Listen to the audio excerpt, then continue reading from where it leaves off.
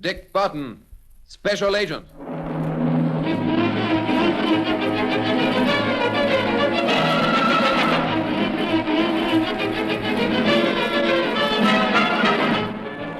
Dick Barton and his friends suspect that the Coastal Queen, which has requested permission to put in at London docks with engine trouble, is connected in some way with Betts and Hartman.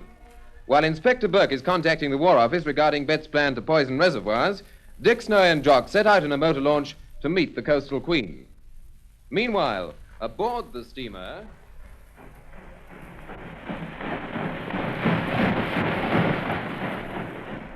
This time, everything does seem to be going smoothly, Joseph. This will provide the biggest bang London has ever heard. There is a launch heading towards us, Charles. Lend me your glasses. Here. Dankeschön. No, I don't believe it.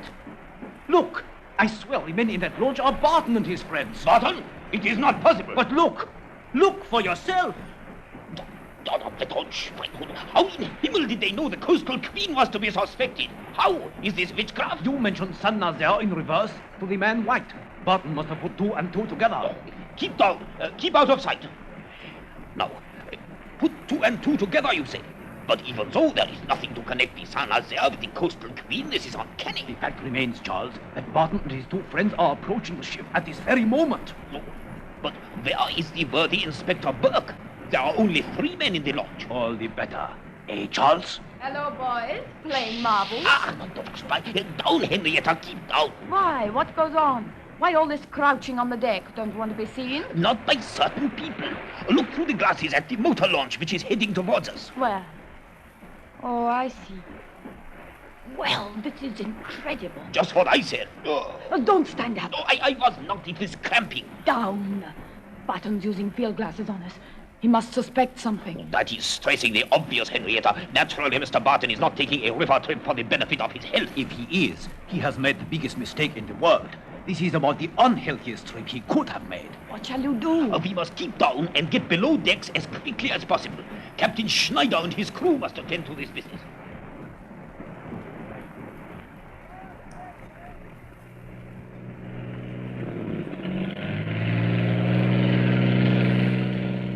What makes you so certain you're onto something, sir? It looks just like any ordinary river steamer to me. And the owners at Southend have confirmed that she's got engine trouble. I must admit the whole thing seems pretty straightforward to me, too. We may be wasting valuable time. All right. I'm being illogical and acting without any proof. At the same time, I've got a hunch. Now, supposing Betts does intend to load up a ship with explosives and blow some place to blazes, you don't know that place is going to be London. If Betts is out to create a panic, then it's logical he'll pick the most populous place. You haven't got a leg to stand on. Now, look, Betts told you it was a case of going straight ahead with his Saint Nazaire plan. At almost exactly the same time, the Coastal Queen asked to put into London docks. Why? Because of engine trouble. Does she look as though she's suffering from engine trouble? Seems to be chugging along all right to me. And another thing, I've checked up on her. She's a tripper steamer. That's right, up and down the river. No, she doesn't ply up and down the river. She pops over to France, up and down the coast, trips like that. Yet suddenly, at the crucial moment, she's on the river, heading for the heart of Dockland. Well, what do you propose to do? Go aboard? Sure, why not? Newman's given us the necessary permit. We can tell we want to make a routine check before they dock. But they'll cuss us for a lot of nosy parkers. And if we're wrong, all well and good and no harm done. We'll be near enough to hail her in a minute.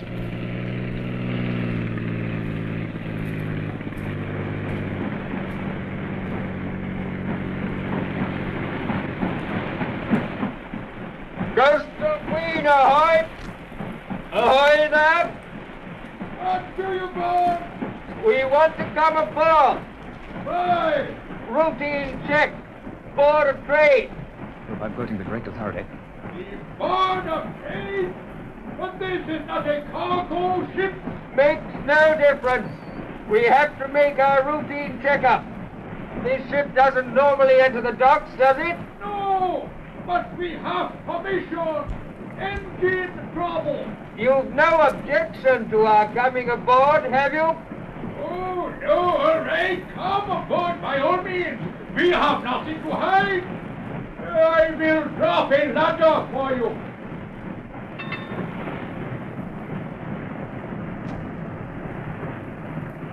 Seems all right to me. I hope it is. Although she bumps.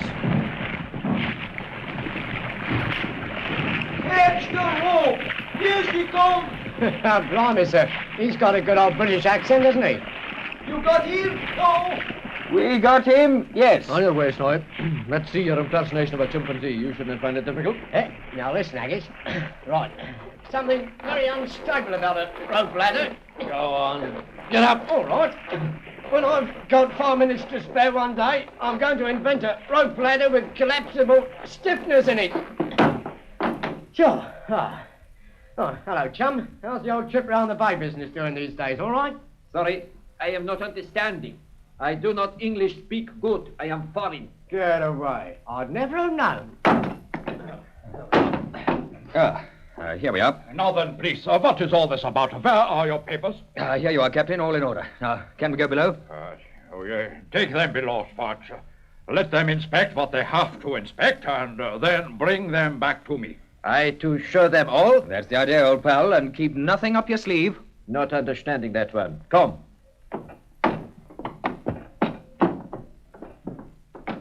Oh, what's this? Storeroom. You wanting for to see? Yes, please. What's all this stuff? Why, it looks like sticks of... Dynamite, Mr. Barton, which is precisely what it is. Welcome to the Coastal Queen. Well, if it isn't Uncle Charlie. Charles, watch him. Now, don't start, Elf. Attaboy, sir. Bash off. Back to the dynamite, Brooks. Right. Stay down far then, otherwise we all go up. Are you hurt, Charles? Nothing to worry about, Stand well away from them, Henrietta. Schneider, Schwartz, Schmidt. What are you doing, Charlie? Calling your pals or sneezing? Get them, quick. More like it. Come on, right, Haggis. Haggis. Let's go over here. Oh, lovely. Right in the bread. Oh, I'm getting you. Lovely That'll one. keep you good. Run in his Fine job. Don't do what I want me. Oh, you would you? Shoot them, Schmidt. No, you fool. You missed it off the dynamite. Are you silly, old man, Captain? You should have stayed... What's up, sir? No.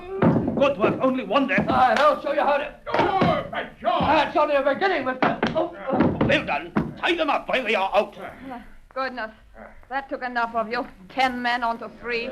Shall we dump them over the side with a weight round their necks? But in broad daylight, talk sense. Quite frankly, I'd take no more chances with them, Charles. Stick a knife in each of them. Take them into the captain's cabin. Oh, don't worry, Henrietta. Our little friends here will be going up with the ship very shortly. Right in the middle of the biggest explosion London has ever seen or heard.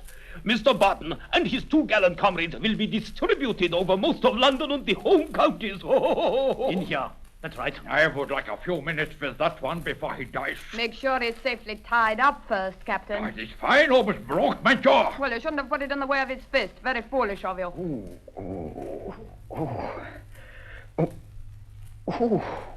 Who broke Nelson's column over my head? Hello, Mr. Barton. And how is my favorite He-Man this morning? Got a slight headache at the moment, thank you. How's our Henrietta? In much better shape than you and your friends. Yeah, much better shape is right. I will say that for you, Henrietta. Well, what are you going to do now? Stick red-hot knitting needles into us? It's an idea. Unfortunately, we haven't time to play games just now. Some other time, maybe. I think not, Mr. Barton. You have played your last game. Oh, blimey. Haven't we heard that remark before, sir? Only about 200 times. How's the head, Snowy? Well, I'll be willing to swap it for a nice beetroot, the way it feels at the moment. Oh, gosh. Are we tied up again? Yes, Haggis, we are. So this man has recovered consciousness, has he? I do not like people who try to break my jaw. Not particularly courageous, Captain Schneider. Hold your tongue. Get out, Schneider, and do your job on the bridge. And don't talk to me like that again or you'll be sorry. Now, children, don't squabble. You know, you might as well pack in, Betts. You've had it. The police know all your plans. I wonder. You opened your mouth too wide in front of Snowy. He won't be able to move a step from now on. We've got you just where we want you. My dear Mr. Barton, I can't help feeling that the boots are on the other feet. We have got you just where we want you. You surely don't think you'll be allowed to dock and then blow the ship up, do you? That remains to be seen. We shall steam quietly into the docks, leave the ship, and you 3, of course. And 20 minutes after we have gone, there should be a very pretty fireworks display. Unfortunately, we have no atom bomb we can drop on London. But believe me, this is the next best thing. The explosive with which this ship is loaded is not ordinary dynamite. First the explosion, then panic, then the reservoirs poisoned, and finally Metterling's preparation. That is the program, Mr. Barton. How do you like it? Sounds all right, but none of it's happened yet. It's all talk. No, nothing can stop it from happening now. We are steaming into the docks at this very moment. As soon as we are tied up, the engines will be put out of action, so will the steering apparatus. That will make the ship immobile. And even supposing the whole British army comes aboard, they have to find the detonators and the timing device before they can prevent the explosion. And they will have only half an hour to do it. At 11 a.m., poof, up goes the ship, Mr. Barton, and most of London's dockland.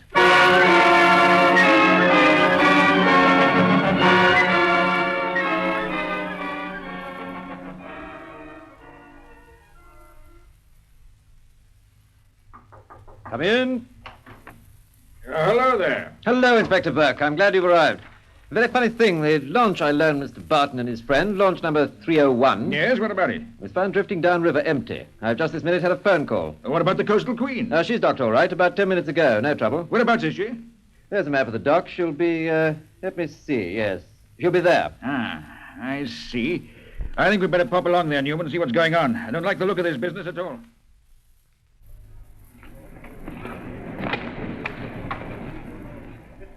Coastal Queen, ahoy! Anybody aboard? They always leave somebody aboard. Ahoy there! Coastal Queen, ahoy! Well, let's go up. Gangway's in position. Ahoy there! Anybody at home? Anybody down there? Well, that's really most peculiar. Try down below.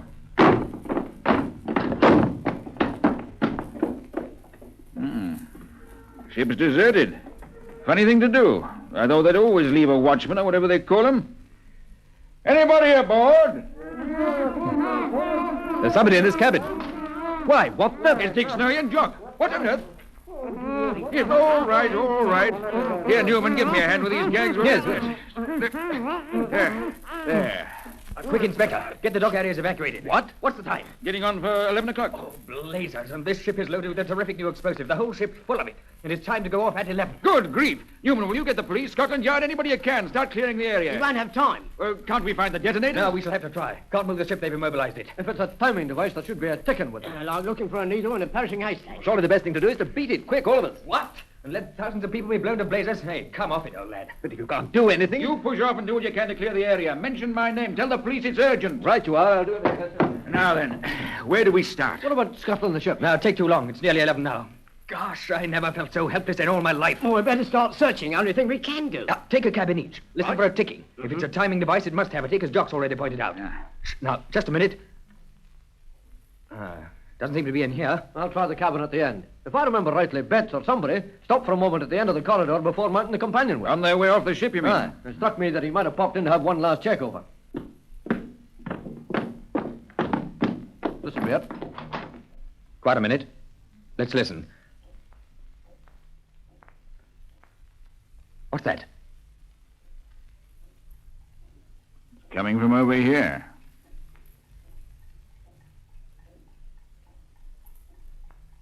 Behind the paneling, isn't it? Listen.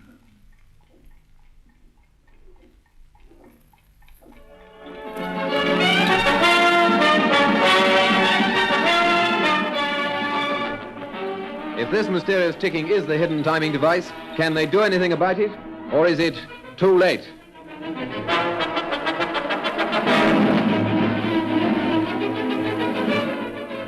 Listen tomorrow night to Dick Barton, Special Agent.